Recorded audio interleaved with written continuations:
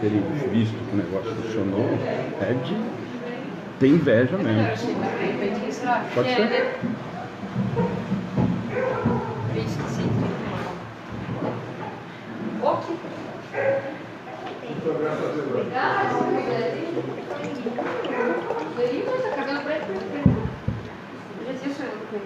Oi, Cintia, fala, Sandrinho. Você não sabe da história, né?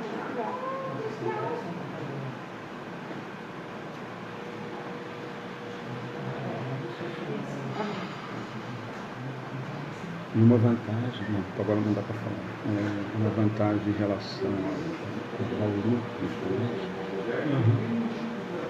de todas as casas, as instituições, todas muito envolvidas com a ideia de arrecadação ser para tal lugar. Entendi. Não era para mim, não era para mim ajudar. Era para lá e eu estava trabalhando no mesmo tanto que se fosse para mim ajudar. Entendi.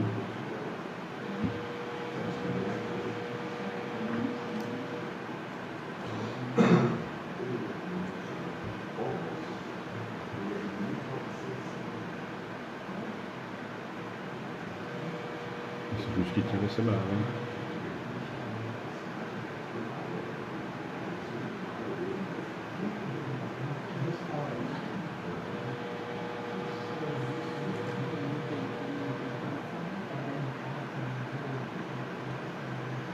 Rodrigo, quer fazer a abertura? Fazer uma prece de abertura só enquanto eu estou acabando aqui? Eu? Pode ser? Eu? Boa noite, pessoal.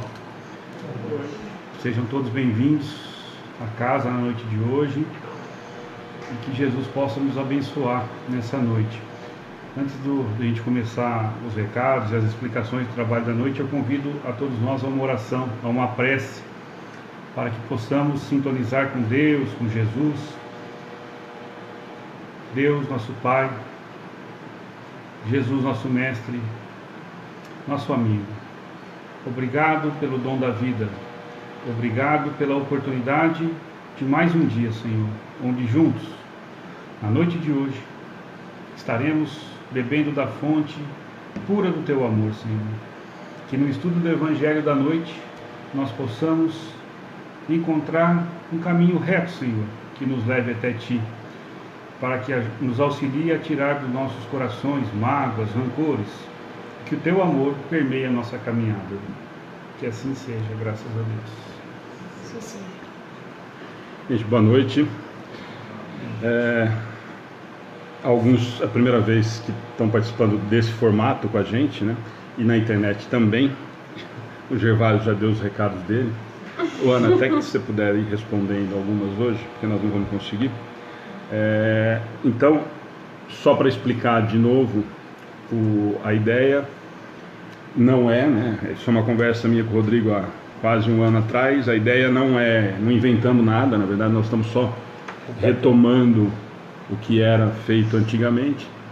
E isso tem sido um formato que agradou muito quem tem assistido, tanto aqui como na internet, né? Na internet, principalmente, a gente percebeu que foi um interesse muito grande, uma participação muito grande de todo mundo, talvez pelo formato, por ter mais gente participando, pelas pessoas que estão aqui poderem participar também, né? Então é esse o formato. Então, para quem está assistindo, já perguntaram, não é trabalho mediúnico, é uma palestra normal. Sempre a gente está fazendo de um dos capítulos do Evangelho, acho que só um que a gente fez em duas partes, né? Isso. Mas normalmente a gente tem tentado fazer um capítulo por mês. Nós pulamos julho e agosto, mas retomamos agora.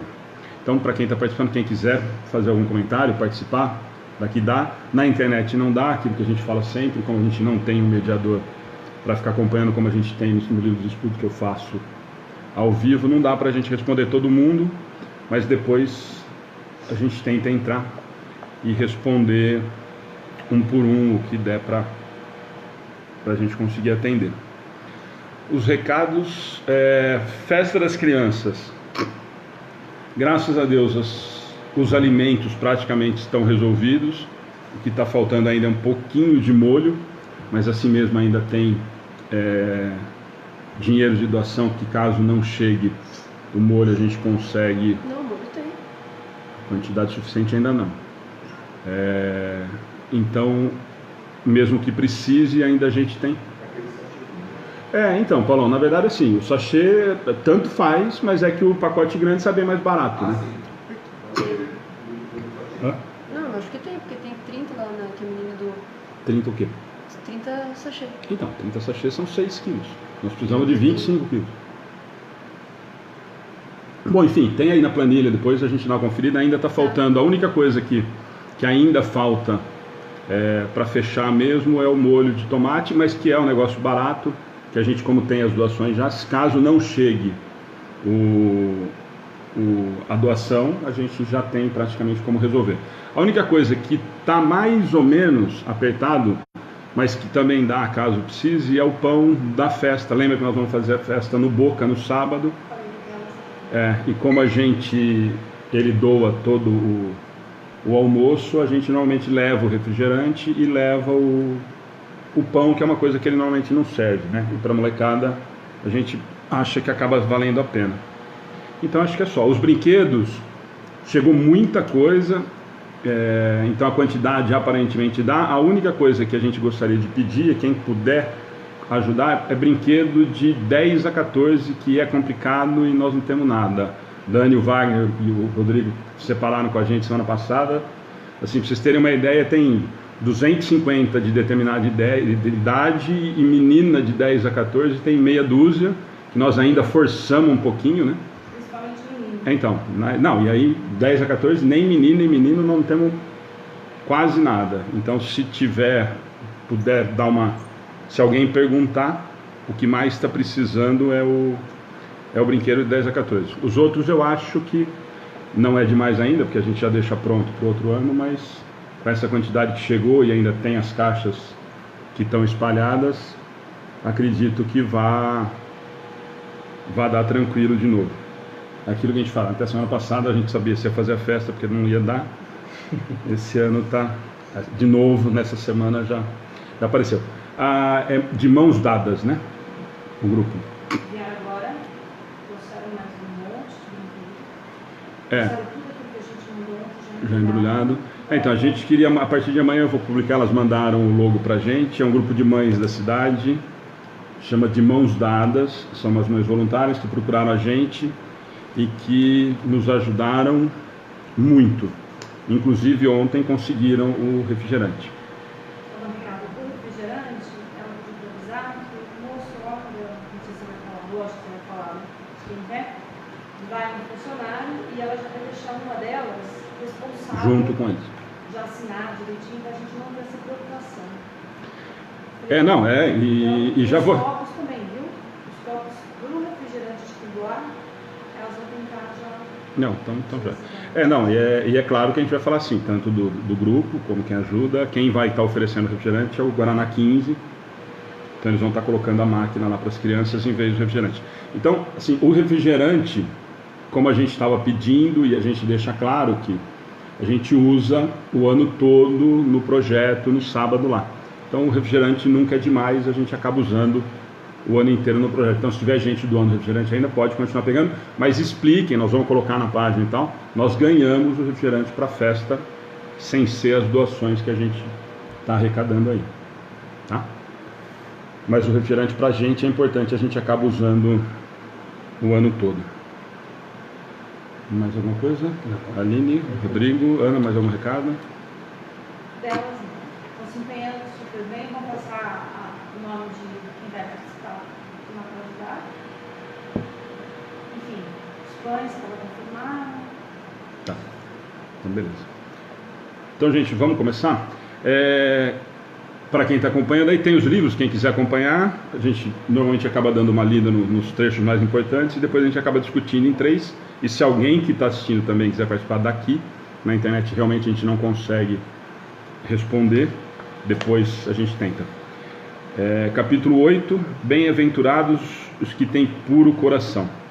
Então nós dividimos em 4 partes, como e nós vamos tentar discutir um pouquinho disso daí. Deixai vir a mim as criancinhas, bem-aventurados os que têm puro coração, porque verão a Deus. Mateus 5:8. Apresentaram-lhe então algumas crianças a fim de que ele as tocasse, e como seus discípulos afastassem com palavras ásperas o que se apresentavam. Jesus, vendo isso, zangou-se e lhes disse: Deixai que venham as minhas criancinhas e não impeçais, porque o reino dos céus é para os que se assemelham a elas. Digo-vos em verdade que aquele que não receber o reino de Deus como uma criança, nele não entrará. E depois de as abraçar, abençoou-as, impondo-lhes as mãos. Marcos 10, 13 a 16. Pureza de coração é inseparável da simplicidade e da humildade. Exclui toda a ideia de egoísmo e de orgulho. É por isso que Jesus toma a infância como emblema dessa pureza, do mesmo modo que a tomou como da humildade. Essa comparação poderia parecer injusta, considerando-se o espírito da criança pode ser muito antigo e traz ao renascer para a vida corpórea as imperfeições de que não se tem despojado em suas precedentes existências. Só um espírito chegado à perfeição nos poderia oferecer o tipo de verdadeira pureza. Mas a comparação é exata do ponto de vista da vida presente, porque a criancinha, não havendo ainda podido manifestar nenhuma tendência perversa, nos apresenta a imagem da inocência e da candura. Além disso, Jesus não disse de modo absoluto que o reino dos céus é para elas, mas para os que se assemelham a ela. Isso é um assunto que a gente conversa muito por conta da educação infantil e dos estudos que a gente tem feito ultimamente. Esse é o primeiro questionamento que a gente ouve, ou o questionamento em relação à doutrina espírita, do fato, não, mas por que vocês então interpretam que ele está falando que é criancinha, se é um espírito milenar? Né? E aí ele deixa claro isso. O que é importante a gente entender dessa passagem? É que, na verdade, o que ele está tentando dizer é da pureza da criança ainda quando criança. Depois nós vamos continuar o tema, explicar o porquê dessa diferença, mas o que ele quer dizer com isso? Só as crianças, então, ou melhor, né, que é o contraponto de quando a gente discute com outras crenças.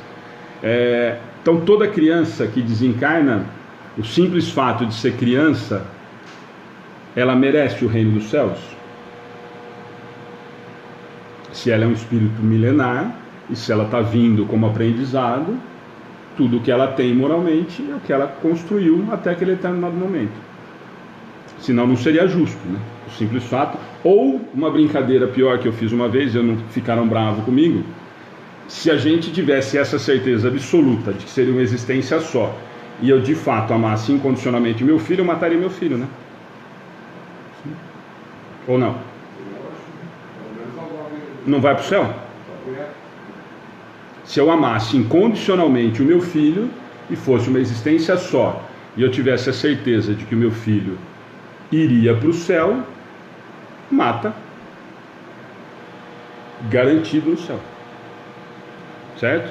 Então, mas essa diferença que a gente vai conseguir entender mais para frente, mas é importante da gente ter essa comparação, né? De que não é a criança que merece o reino dos céus.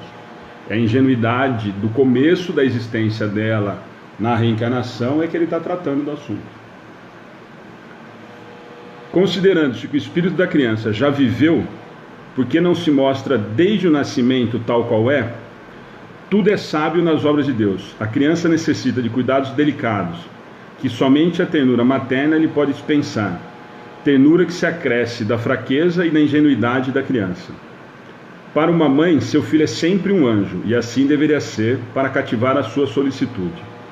Ela não poderia dispensar-lhe o mesmo devotamento se, em vez da graça ingênua, deparasse nele sob traços infantis, um caráter viril e as ideias de um adulto, e ainda menos se viesse a conhecer o seu passado. Até aí tudo bem, né? Quer dizer, nós estamos falando em existências múltiplas. Se eu soubesse, ou se ele manifestasse desde o primeiro momento tudo o que ele é e tudo o que ele tem como caráter, de repente seria muito difícil ter. Principalmente se a gente lembrar que normalmente nós temos grandes desafetos ligados na nossa existência atual. Né? Perfeito. É necessário, aliás, que a atividade do princípio inteligente seja proporcional à fraqueza do corpo, que não poderia resistir a uma atividade muito grande do espírito, como se vê em indivíduos muito precoces. É por isso que o espírito, ao aproximar da reencarnação, entra em estado de perturbação e perde pouco a pouco a consciência de si mesmo, ficando por certo tempo numa espécie de sono, durante o qual todas suas faculdades permanecem em estado latente. É necessário esse estado de transição para que o espírito tenha um novo ponto de partida e para que esqueça em sua nova existência terrestre tudo aquilo que possa entravar. Seu passado, no entanto, reage sobre ele, renasce melhor, mais forte, moral e intelectualmente, sustentado e secundado pela intuição que conserva da experiência adquirida. A partir do nascimento, suas ideias retomam gradualmente seu impulso, à medida que os órgãos se desenvolvem, podendo-se dizer que no curso dos primeiros anos, o espírito é verdadeiramente criança, porque as ideias que formam o fundo do seu caráter ainda estão adormecidas. Durante o tempo em que seus instintos se conservam sonolentos, ele é mais flexível e por isso mesmo mais acessível às impressões que podem modificar a sua natureza e fazê-lo progredir, o que o torna mais fácil a tarefa imposta aos pais. O espírito, pois, enverga temporariamente a túnica da inocência e assim Jesus está com a verdade, quando, a despeito da anterioridade da alma, toma a criança por símbolo da pureza e da simplicidade. Então, desde o começo lá, é só para a gente fechar. Esse é praticamente, eu acho que o primeiro item ele consegue já deixar muito claro o ponto, né? Então, o mais importante, quando a gente for discutir sobre esse tipo de assunto com qualquer outra pessoa, tentar ajudar, ele se refere à pureza desse instante. O fato de eu ter o espírito imortal e que está vivendo a nova experiência, nesse período, por isso que a gente fala o tempo todo, e aí, de novo, né, não fechando questão e não fechando idade e tempo, que a gente discute sempre lá em torno dos 7 anos, e hoje diminuindo e tudo mais, que é o período que o espírito vive, esse período ainda de turbulência, de esquecimento, de reencontro, começar a reencontrar com a sua verdadeira identidade. Por que disso? É tão perfeito, e aí ele dá essa definição no final que eu acho perfeita. Esse tempo, por que ele tem esse período? É o tempo que eu, como pai, como mãe, como quem está tentando ajudar nessa nova existência, tenho para tentar melhorar as inclinações que ele possa ter para o lado ruim e melhorar as inclinações para o lado bom. Sim. Né? Posso? Claro. Quando a gente está chegando nessa parte aqui, principalmente no final, onde está falando da criança que está em estado latente, que ela está mais acessível aos pais, é importante a gente pensar, a gente ouve muito isso, os amigos já devem ter ouvido. A criança então está lá com 3, 4 anos e a gente fala assim, eu vou deixar ela crescer para decidir qual religião que ela quer. E aqui nós não estamos falando de religião, nós estamos falando de aproximação com Deus e com Jesus, independente de credo. Então, às vezes a gente perde a única oportunidade, ou a oportunidade mais fácil da encarnação, onde está tudo adormecido, de implementar novas virtudes, ou novos conceitos. Porque quando a gente traz o nosso passado, e a gente sabe que isso pesa depois que a gente assume a fase adulta, as nossas ideias pré-estabelecidas, às vezes, podem tomar conta do nosso caráter, da nossa condução, da nossa encarnação. Então, a oportunidade da infância, ela é de ouro. Esse trabalho que é feito pelos pais ou educadores, vamos chamar de educadores, não no sentido de professores, mas os responsáveis dentro do lar pela educação, é um momento assim que nós devíamos não perder a oportunidade de apresentar Deus e a Jesus para eles. De uma forma muito clara, de uma forma muito... Falando no nosso terreno, doutrina espírita, nós temos evangelização para crianças que falam diretamente de Kardec. Sim, não. No nosso caso, nós temos um trabalho aqui, vários outros trabalhos muito maiores. Falando do nosso terreno, mas de qualquer religião que esteja nos ouvindo, não importa o credo, o que importa é apresentar Jesus como guia e modelo. Né? E o que você comentou, que a gente sempre fala, e é outra discussão constante. Essa conversa de que, não, mas não dá para... Deixa ele, quando ele chegar com 15, com 18, ele define o que ele vai seguir, o que ele vai fazer. É simples. Espera e deixa para pôr na escola com 15 e 18. Aí quando ele tiver 15 e 18, ele resolve se ele quer estudar. Ué, por que você está definindo se ele precisa estudar no berçário? Que você não quer se livrar dele, põe no berçário lá. Aí não tem problema. Aí você enfia a goela abaixo dele. Aí ele não tem escolha. Agora, não, mas aí é diferente. O que é diferente? Eu não preciso dar um ensino moral? E aí, perfeito. Independente da crença ou religião. eu preciso, eu preciso não, é minha obrigação passar conceitos morais para esse espírito que eu estou recebendo como pai? Claro que é. Então essa desculpa, essa justificativa, que não, mas é difícil, deixa ele lá, com 15, 18 ele resolve o que ele vai fazer. O exemplo que eu uso é sempre esse, então espera também com 15, 18 para a escola. Pergunta para uma criança de 3, 4 anos que aprende isso, na terceira e quarta ainda tem parquinho, né? Mas pergunta da quinta para frente. Não quero ir na escola, ué. Então não deixa ir. Lalo, gosta de ir na escola? Quem gosta de ir na escola? Você? Ainda bem que eu terminei. Terminou. Então é perfeito isso. Eu acho que isso é uma obrigação da gente. E aí se a gente se pegar nessa parte do Evangelho, mais ainda, se esse período é o que ele está mais acessível, que eu tenho mais facilidade para fazer com que esse espírito comece a caminhar de uma outra forma, é esse o período mais importante que eu tenho que trabalhar. Perfeito. Né? Porque eu vou chegar lá com 12, 13, eu já tenho o rebelde, né? Com 15 eu já sou rebelde sem causa, e aí eu já não consigo mais, aí sou eu. Aí tomando forma. Exatamente, e tomando a frente da existência, né? Sim. Tudo bem, gente? Dá pra ter uma ideiazinha, né? Bom, e aí a gente parte pro segundo item, né? Pecado por pensamentos e adultério. É isso? Isso. Tá tudo certo ali. Aprendestes que foi dito aos antigos: não cometereis adultério. Eu, porém, vos digo que aquele que houver olhado uma mulher com mau desejo para com ela, já em seu coração cometeu adultério com ela. Mateus, capítulo 5, versículo 27 e 28. Olha, eu ainda lembro como que lembro. Eu acho que é importante também a gente dizer, né, do contexto da época, que era um contexto super machista, super preconceituoso e que via a mulher como submissa, né? E aí talvez seja por isso que ele usa, não que tenha mudado muito, mas é por isso também que ele usa esse contexto da mulher em relação ao adultério. Mas o adultério aqui não quer dizer só em relação à traição ou essas coisas, mas sim ao pensamento negativo de modo geral, aquilo que eu desejo para o outro, com a força do meu pensamento. E mais abaixo ele vai citar uma coisa que eu gostei bastante, assim, né? A verdadeira pureza não está somente nos atos, está também no pensamento. Porquanto, aquele que tem puro o coração nem sequer pensa no mal. Foi o que Jesus quis dizer. Ele condena, e aí a gente precisa tomar um pouco de cuidado com a palavra condena, né? Para não parecer essa coisa ainda de castigo, né? Enfim. Não, mas condena no sentido não põe de que castigo, ele não, mas condena sim, ele não aprova. Ele não aprova. Isso. Não no sentido de... não é castigo, mas ele não aprova. Isso.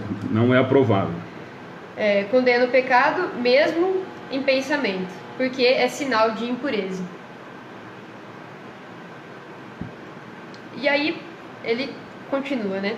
Esse princípio suscita naturalmente a seguinte questão: sofrem-se as consequências de um pensamento mau, embora nenhum efeito produza? Então eu penso, mas eu não cometo um ato de maldade. Eu só pensei uma maldade, mas eu não a cometi, né? Eu não fui lá, eu tenho vontade de tacar esse copo na cabeça do Alexandre, pensei isso, mas não taquei o copo. Isso tem algum efeito? Isso produz alguma coisa? E aí ele nossa, fui maldosa, né? Pensei em tacar o copo, quis dar um exemplo ruim, né? Cumpre-se faça aqui uma importante distinção. À medida que avança a vida espiritual, a alma que enveredou pelo mau caminho se esclarece e despoja pouco a pouco de suas imperfeições, conforme a maior ou menor boa vontade que demonstre, em virtude de seu livre-arbítrio. E aí essa é a parte que eu mais gosto quando ele fala do efeito, né? Todo pensamento mau resulta, pois, da imperfeição da alma, mas, de acordo com o desejo que alimenta de depurar-se, mesmo esse mau pensamento se lhe torna uma ocasião de adiantar-se, porque ela se repele com a sua energia. Então, o pensamento negativo, ele vai existir, né? Às vezes, principalmente quando a gente vê em alguma ocasião algo que nos tira do eixo, com injustiça ou alguma coisa assim, é muito difícil o momento de não desejar o mal para aquela pessoa que o cometeu, né? Então eu vejo uma pessoa que assassina outra pessoa e é muito difícil o exercício de desejar o bem para aquela pessoa, né? Ou de fazer uma prece, ou de pedir para Deus que olhe essa pessoa. Naturalmente, e aí eu vou colocar entre aspas, a gente tem o desejo de vingança, enfim. E aí esse pensamento ruim, ele gera uma ação e um efeito, né? Ele tem uma causa, porque ele já está enraizado em algum momento na nossa alma, no nosso espírito. Então, quando ele diz que a gente tem um pensamento negativo e a gente precisa se livrar dele, né? É justamente eu virar a chave. Então, quando eu tenho um pensamento negativo, é importante que a gente respire nesse momento e tente convertê-lo, né? Para que ele não fique fixado ali no nosso espírito e que a gente perpetue isso ainda mais por mais tempo, né?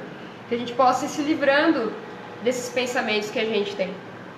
E aí eu estava vendo um estudo sobre essas coisas de pensamento negativo e saiu recentemente, pacientes que pensam positivo sobre o câncer têm uma melhora significativa no seu tratamento, né, de processo de cura. E as pessoas que se revoltam, elas reagem muito, muito pior ao tratamento, porque elas dão munição para que essa doença se alastre com mais potência dentro do organismo, porque a raiva, ela gera esse sentimento. Então eu não estou me batendo, eu não estou cometendo ato nenhum ruim, mas a força do meu pensamento faz com que eu traga energias negativas para o meu corpo e isso aflora. É um estudo científico, inclusive. Então, eu achei muito interessante essa parte que ele fala desse desejar o negativo, né? E aí, em contrapartida também, eu fui pesquisar mais sobre isso, né? E vi um vídeo excelente da monja Konen, não lembro agora o sobrenome, desculpa. Mas ela fala uma coisa muito importante, que ela diz que o seu pensamento hoje, ele te destrói ou ele te salva? O que você tem feito? O que te difere da mente do Hitler? É o Hitler ter cometido o ato ou só o pensamento dele? Para onde você está levando o seu pensamento? Para onde você instrui o seu pensamento? E isso que vai te salvar ou vai te destruir? E isso de modo espiritual a gente sabe que é verdade. E aí ele fala um pouco mais abaixo, né, no finalzinho desse item. Em resumo, naquele que nem sequer concebe a ideia do mal, já há progresso realizado. Naquele a quem a ideia acode, mas que a repele, há o progresso em vias de realizar-se. Naquele, finalmente, que pensa no mal e nesse pensamento se compraz, é isso mesmo? Compraz, né? Uhum.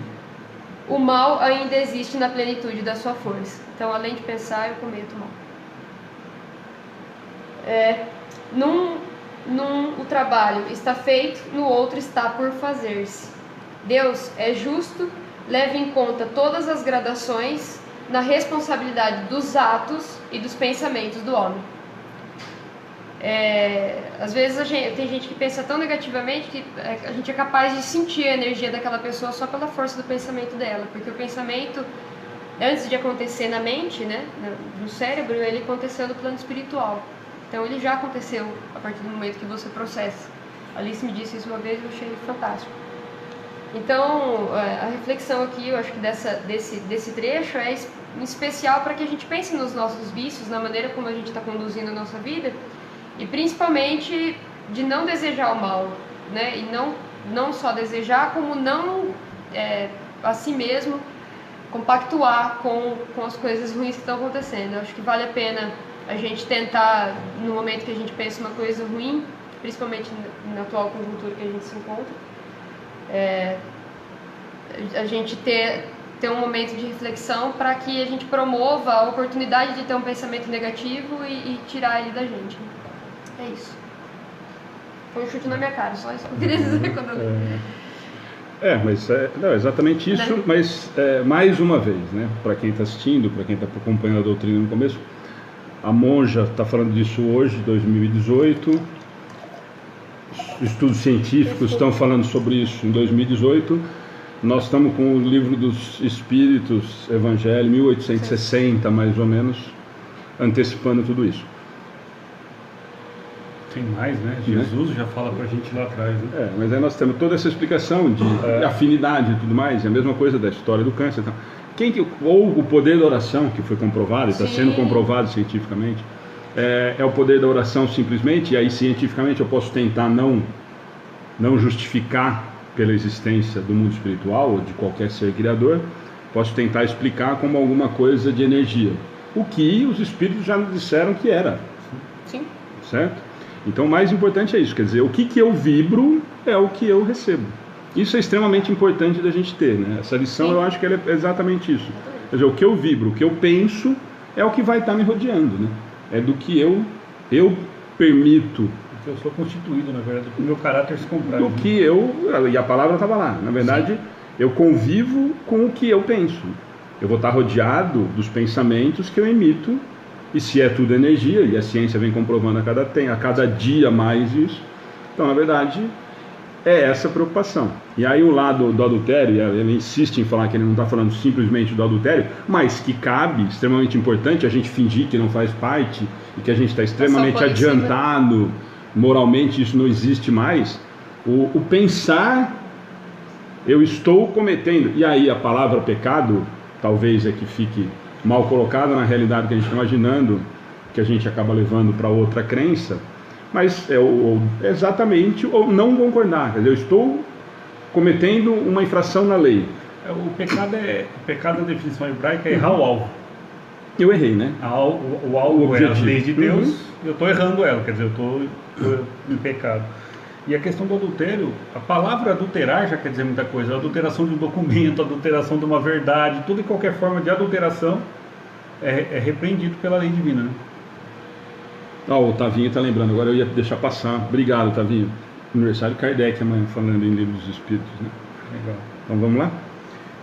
Dando sequência, pessoal, nós vamos entrar na passagem, numa das passagens, né? Está subintitulada Verdadeira Pureza, Mãos não lavadas.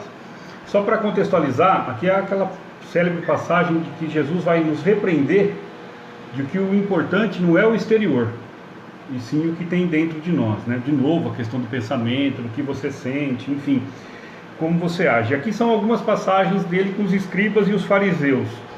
Escribas e fariseus, para quem não conhece, na época eram os doutores da lei. Não olhando para eles, mas olhando para nós, hoje nós podemos nos considerar escribas e fariseus porque nós conhecemos o Evangelho. Nós conhecemos a doutrina espírita, não sei em que profundidade, mas conhecemos. Não importa a profundidade, melhor dizendo. Então não dá para olhar para eles, tem que olhar para nós, né? E ele começa a seguinte conversa.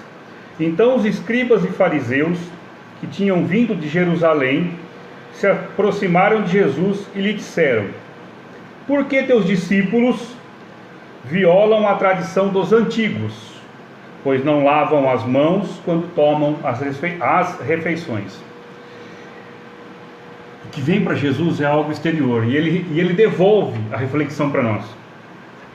Mas Jesus lhe respondeu: por que violais o mandamento de Deus, para seguir vossa tradição?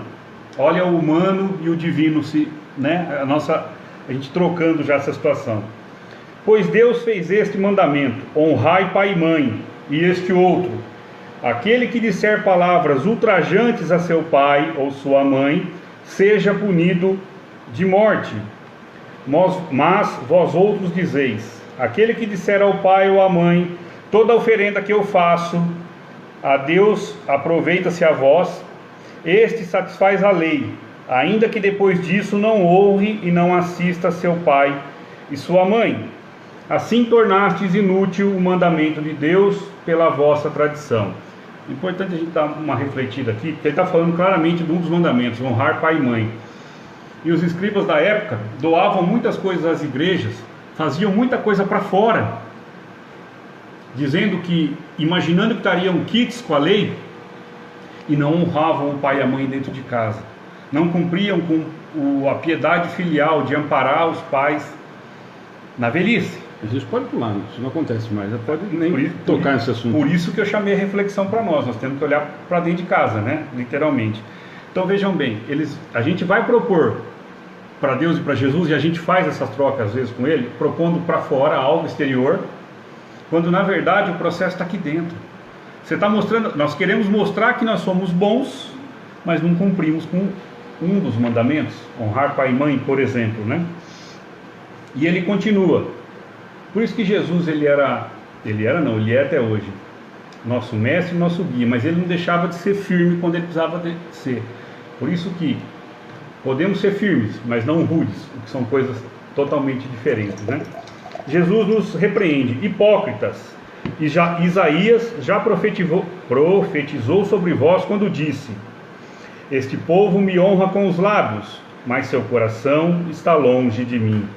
E é em vão que me honram, ensinando máximas e mandamentos humanos. Isaías é um dos profetas do Antigo Testamento. Jesus cita muito Isaías. Digamos que existia uma afinidade boa entre ele e Isaías, dizendo que não adianta a gente falar com os lábios, dizer que ama a Deus, dizer que ama, mas se não ensinamos, se a gente não sente, e pior, a gente ensina máximas e mandamentos humanos, deturbando o ensino. Em outra passagem, que eu não vou lembrar o versículo exato, mas Jesus nos diz, né, que vem de encontro: nem todos aqueles que disserem Senhor, Senhor, entrarão no reino dos céus, mas sim aquele que fizer a vontade de meu Pai, esse sim entrará no reino dos céus. E é sempre a pergunta que vem depois: qual que é a vontade do Pai? Amai-vos uns aos outros. Percebam que é para dentro o assunto e não é para fora, né? Em seguida, depois de toda essa conversa, Jesus chama a multidão e disse-lhes: ouvi e entendeis, não é o que entra pela boca que suja o homem, mas o que sai da boca do homem, isto sim o torna sujo. O que sai da boca parte do coração, sentimento. O que nós externamos é o que nós estamos sentindo.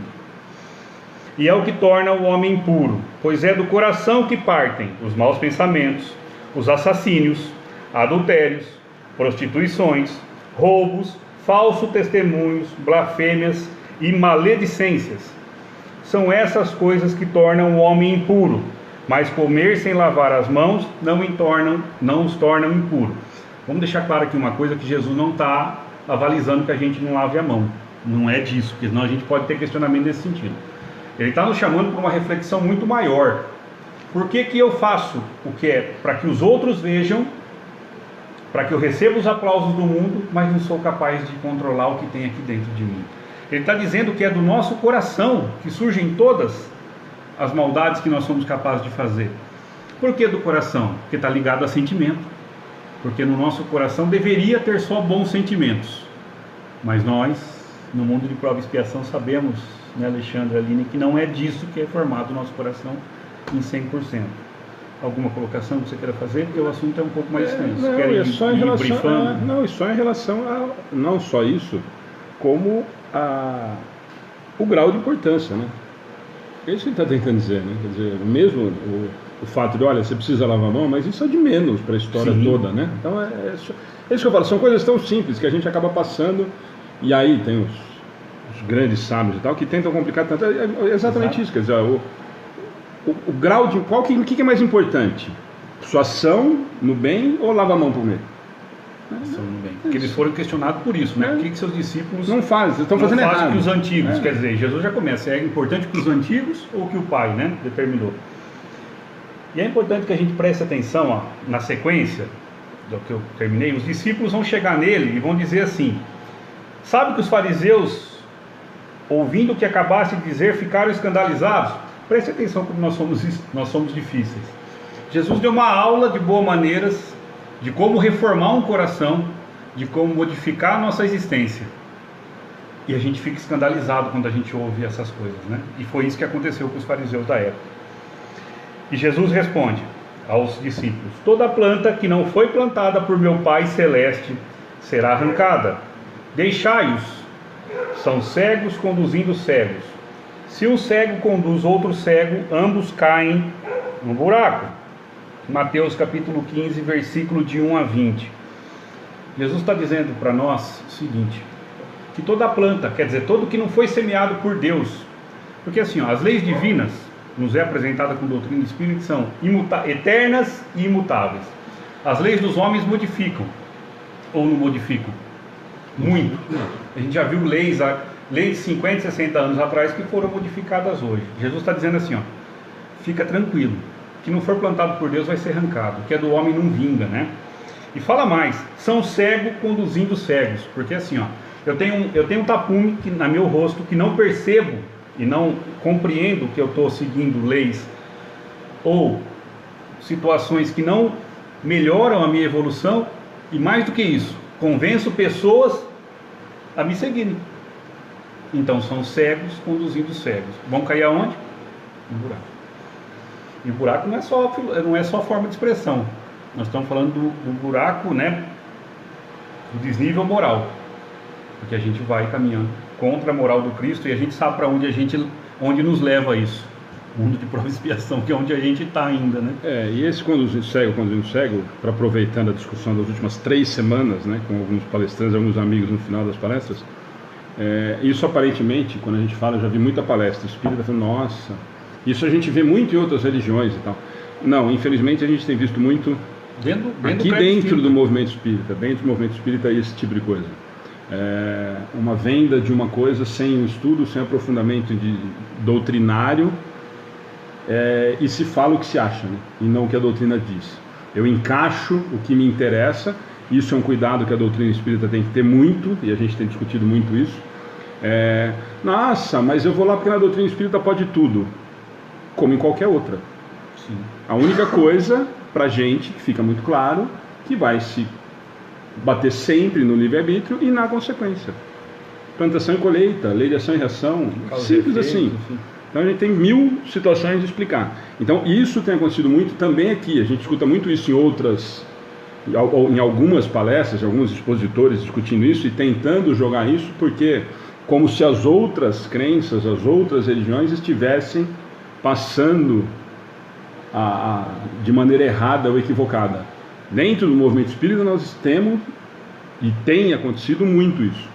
Então é um cuidado que eu acho que todas as casas sérias têm que ter. Sim. Eu estava vendo esses dias na internet, né, com todos esses debates, um rapaz se posicionou e falou assim, a doutrina espírita me apresenta alguma coisa, mas eu não sou obrigado a seguir. Tipo assim, eu sei o que é, mas eu não tenho obrigação de seguir, né? Então, não, mas não tenho mesmo, né? Não tenho obrigação nenhuma. Eu só arco com as consequências dos meus atos. E aí eu fiquei pensando, isso é muito simples. A única diferença que tem, o que eu falo de cegos conduzindo cego é nesse sentido.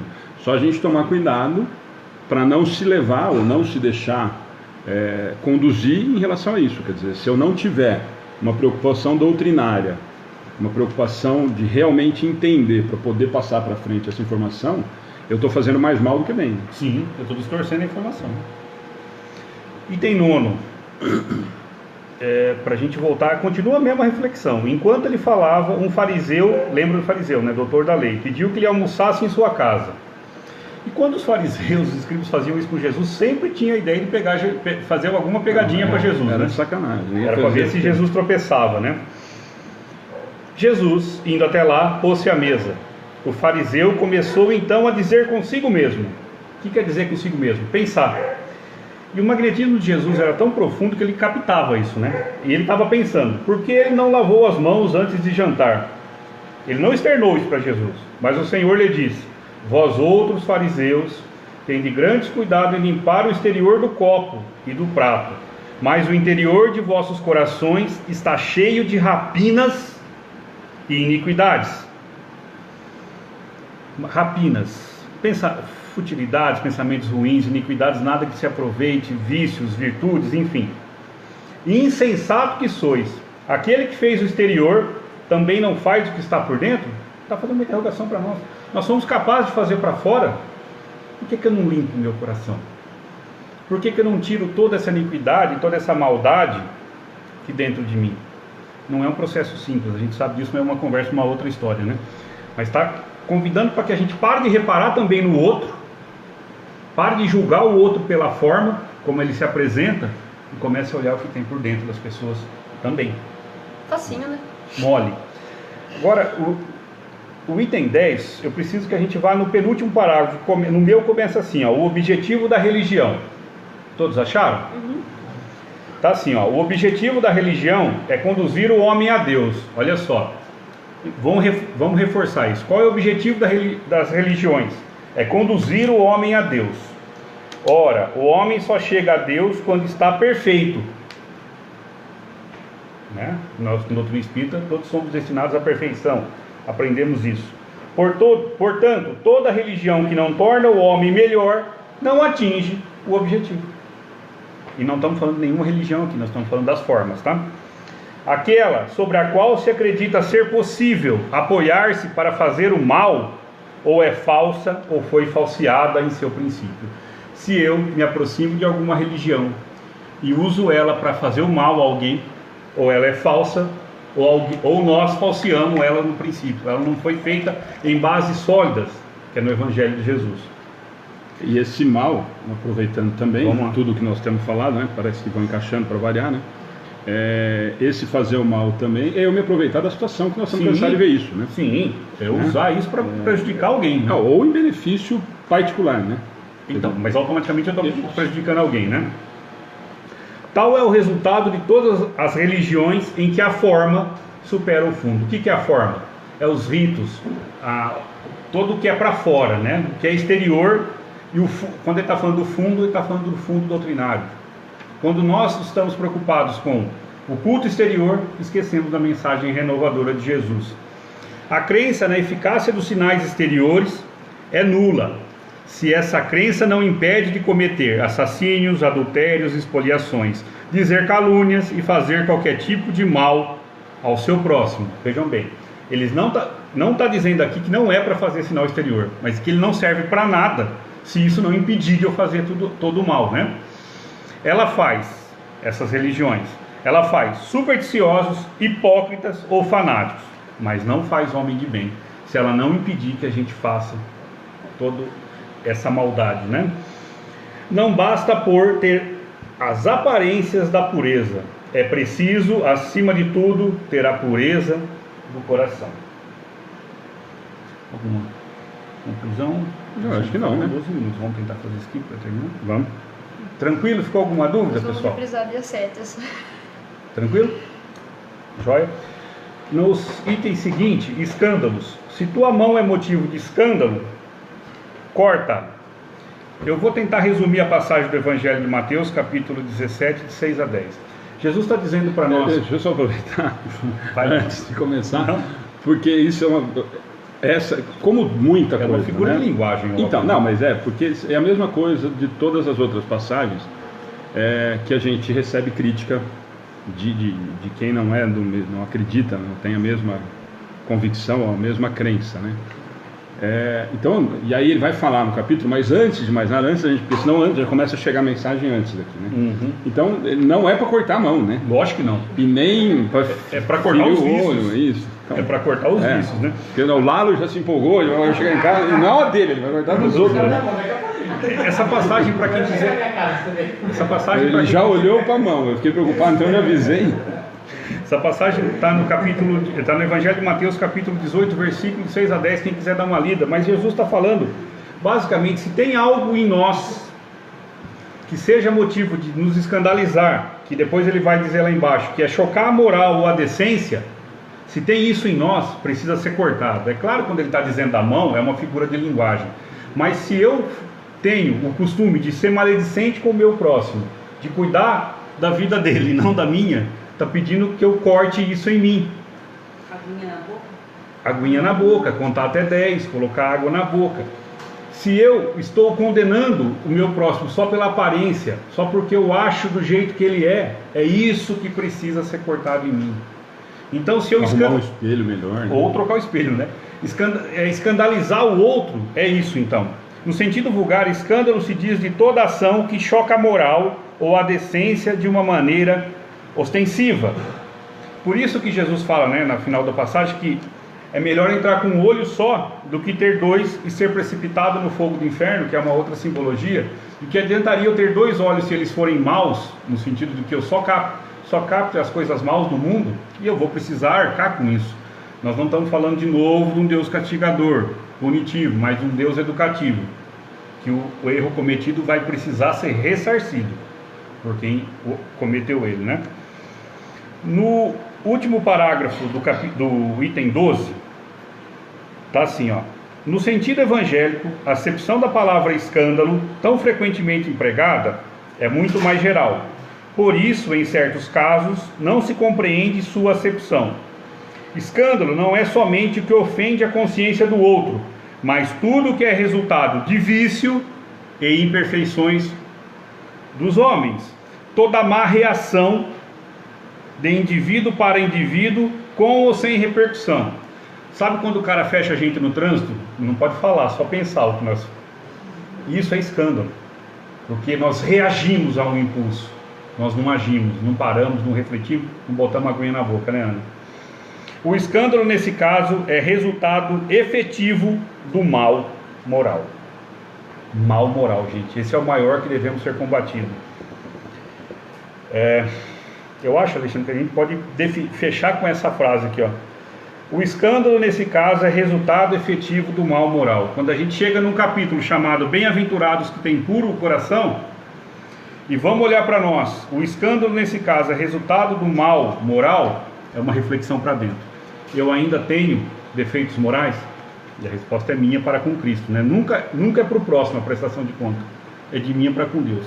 Se a resposta for sim, eu não vou ser os feliz ainda, porque bem-aventurados os que têm o coração puro. Se meu coração não é puro, ele tem iniquidade, maldade, mazela, maledicência, enfim, eu não consigo ser feliz na acepção da palavra.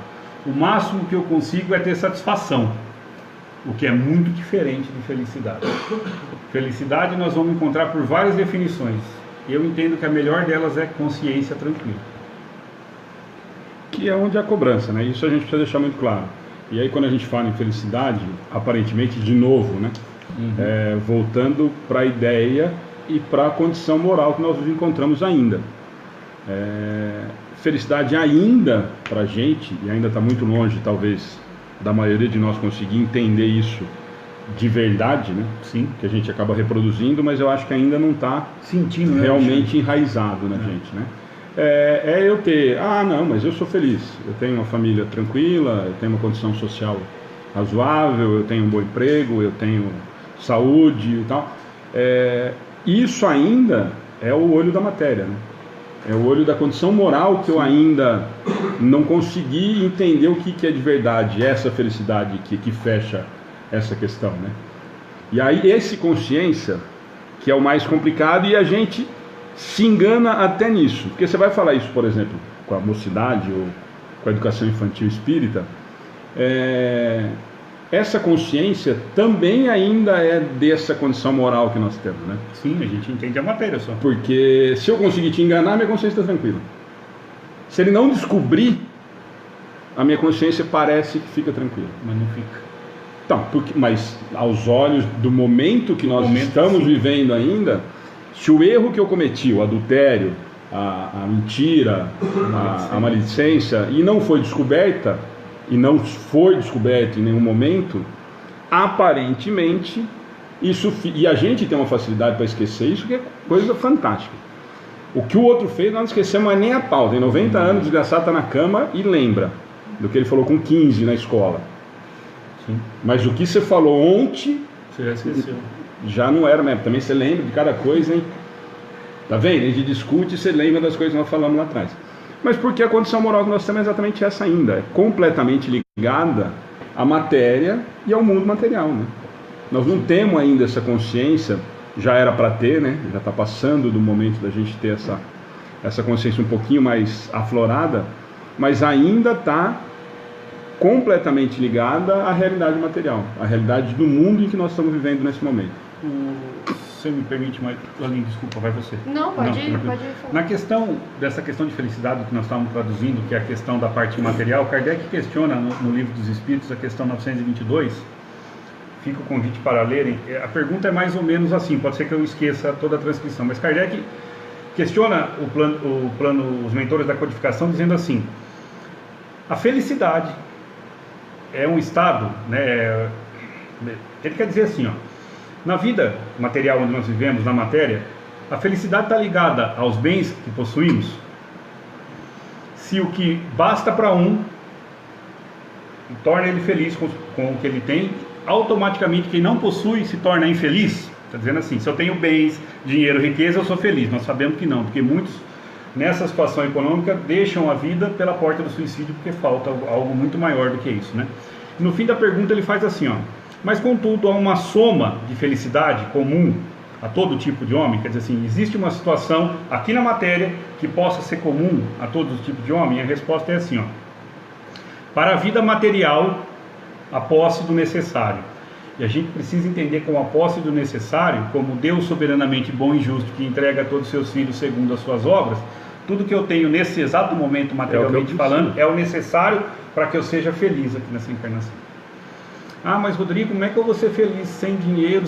Não estamos falando disso, nós estamos falando de um outro sentimento mais sublime, de ser agradecido pelo que eu tenho e não de pedinte. Mas não para aí, ele continua a resposta aos mentores. Para a vida moral, a consciência tranquila e a fé no futuro.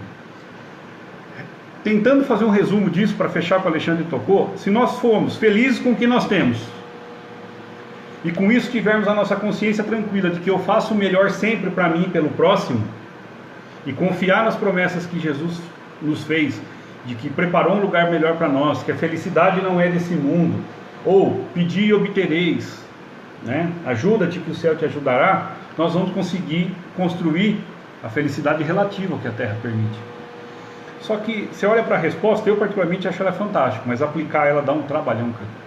Porque ela vem tudo ao contrário do que a gente entende ainda, né, Alexandre? Nosso quesito moral, né? Porque nós estamos ainda presos nisso daqui, nós não podemos dar salto ainda, né? Então, nós não conseguimos, talvez, eu acho só que no momento já era para a gente estar um pouquinho mais adiantado, né? Já era para estar um pouquinho mais maduro, porque afinal de contas é um momento importante de mudança, de transição, quer dizer, mas não está. Então qual é o trabalho? E aí volta. E de novo, assim, isso eu acho muito importante a gente repetir sempre. Quais são os objetivos das palestras e estudos? Nos atingir, e eu falo isso muito para o Rodrigo, quem são os palestrantes que vêm ao Amigos do Bem? Eu tenho a felicidade de ser eu que escolho. Então eu escolho os palestrantes que eu vou poder aprender. E aí o mais complicado, que é o mais difícil, aí eu aprendo um monte, ou escuto um monte, e aí eu tenho que colocar em prática um monte também, e não dá tempo de fazer tudo isso. Dá um trabalhão. Então, mas qual é o objetivo das palestras e dos estudos? Isso é muito importante para quem está assistindo a gente, para quem vem aqui, e a gente tem percebido que tem aumentado a frequência tanto aqui como na internet, as pessoas de Pederneiras têm descoberto, é fazer com que as lições, que vêm com uma clareza muito maior do que nas outras religiões, elas consigam fazer com que a gente comece, no mínimo, a se questionar e a se cobrar em relação à mudança. E aquela história toda, e eu não gosto, e aí é uma coisa completamente particular, e a gente vê isso constantemente, e entendo e respeito, de reforma íntima,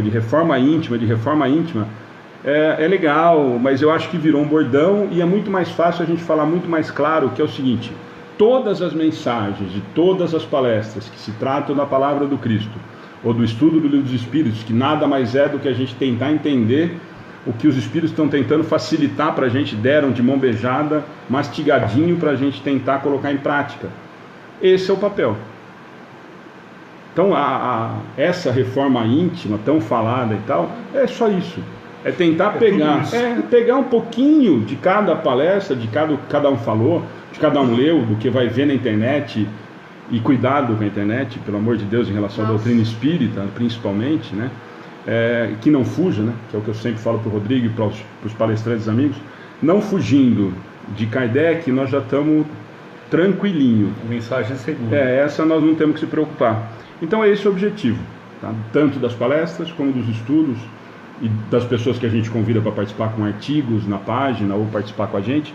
Esse é o principal trabalho, é a gente tentar fazer com a gente primeiro essa reflexão de tendência de mudança, e tentar facilitar para quem está nos acompanhando, para quem está assistindo aqui ou na nossa página, que sirva pelo menos como semente para tentar fazer com que desperte algum tipo de sentimento de mudança. Ó, isso eu faço, e também não é só por ruim, né? A gente vive falando isso do lado também. Ó, isso eu já consigo fazer, isso eu já deixei de lado, isso eu já consegui dar o passo para frente. É que normalmente a gente tem coisa pior para fazer, muito mais coisa para arrumar, né? E Alexandre, reforçando o convite para quem está na plateia, vir para a mesa nas próximas, né? Também tem esse convite, inclusive, ó. Então, ele falou que ele vem visitar e já falei, ó, não, isso para todos os amigos aqui, o tal Tavinho que acompanha sempre, o Manu que está acompanhando. Aliás, Manu, tô com a camisa da Perispírito, depois você manda o dinheiro da propaganda. Royalties. Então, mas o Tavinho que vem essa semana, que na outra... 2 avisos só para a gente terminar, que nós passamos do horário hoje. Semana que vem nós não temos palestra presencial. A gente vai tentar só colocar na página alguma reprise, alguma coisa. Mas nós não temos nem estudo amanhã, não temos palestra na terça que vem e não temos estudo na semana que vem, em função da festa das crianças que vai tomar, são os horários que a gente tem para tentar fazer a festa. Gente, a bagunça está toda escondida. Então, por isso, então nós não vamos ter, mas nós vamos deixar alguma coisa transmitindo e as perguntas ficam aí. E para quem está bem lembrado do Rodrigo, Tavinho, que vem fazer palestra depois da semana que vem, eu acho que a semana que vem é 9, então Tavinho deve ser 16. A mesa está convidado. Paulo Marzanati era para estar hoje, não conseguiu vir. O convite se sente. Paulão, convidado para vir, sempre uma vez por mês. O Paulo também já está convidado. Bom, todos os palestrantes, amigos, se quiserem, e não só os palestrantes. Quem se propuser a participar, não tem muito segredo, a gente discutiu o assunto. Mas fica aberto o convite para quem quiser vir participar na mesa, é uma vez por mês, sempre primeira terça-feira do mês, próximo mês capítulo 9, já fica o convite, quem quiser entrar avisa e a gente consegue escapar e não fica dando baixaria e vexame. Certo? Nem passando vergonha. Exato. Você faz uma oração para a gente encerrar aqui hoje? Nossa, hoje só um monte de aviso, estou parecendo o seu Leopoldo. Nós vamos encerrar, e até ia pedir para dar uma diminuída na luz. Estamos justificando, como não vai ter estudo amanhã, eu vou diminuir aqui. Nós não vamos fazer o passe lá na salinha, escondidinho. E eu falei para o Rodrigo, vou justificar de novo, que é uma maneira, foi sem querer, porque realmente ali não tem condições, depois a gente tira para vocês darem uma olhada. Tem brinquedo quase até metade da parede, então não dá. Graças a Deus. Mas sem a gente ter programado, é uma maneira da gente entender também, gente. A palestra está sendo um passe muito mais efetivo se a gente vier de coração aberto, pronto para tentar receber o que a gente está tentando mandar. A espiritualidade já está trabalhando há muito tempo com a gente. Então hoje nós não vamos fazer o passe sentadinho lá. Então a oração final eu vou pedir para o Rodrigo fazer. Só vou pedir para diminuir uma luz. Também não precisa diminuir a luz. Só vou diminuir a luz porque algumas pessoas preferem concentração. É mais fácil para concentrar. A Ana vive explicando lá para as crianças do projeto da história de apagar a luz ou não. É só apagar aí, não tem problema. Tá? Então só explicar. Então o passe fica dado dessa maneira. E não se decepcionem. O passe é exatamente com a mesma intensidade, talvez hoje o maior, que acho que nós vamos ter mais gente ajudando. Não, para quem está assistindo também, às vezes as perguntas todos passam para o caderno de orações, mas se conseguirem, com certeza a espiritualidade está ajudando, tá bom? Eu peço que todos nós fechemos os nossos olhos, para quem desejar, mas se concentrem principalmente em Jesus, nosso mestre e guia. Deus, nosso Pai, Jesus, nosso mestre, nosso guia, nosso irmão. Rogamos a Ti, Senhor, que visite a cada um de nós, presente aqui nessa reunião, a todos que nos acompanham também pela internet, Senhor. Que os Seus anjos possam visitar as nossas mentes e nos auxiliar, Senhor, através da transmissão fluídica, retirar de dentro de nós, ou nos ajudar a retirar todos os maus pensamentos, todas as vibrações de pessimismo, de amargura, Senhor.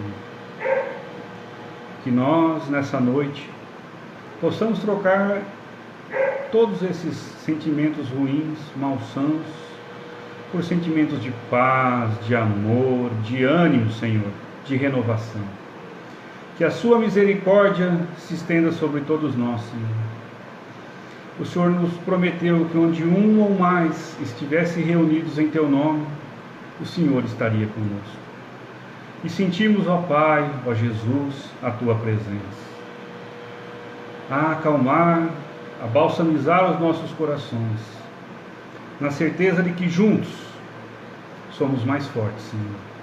Na certeza de que juntos, caminhando para o bem comum, chegaremos rapidamente ao que o Senhor nos prometeu, a felicidade incondicional, que vai ser a paz do nosso espírito, a certeza de que fizemos todo o bem que podíamos. Iluminados pelo teu amor, Senhor, damos graças e ficamos felizes por essa noite, onde pudemos beber do seu Evangelho, Senhor. Que assim seja, graças a Deus.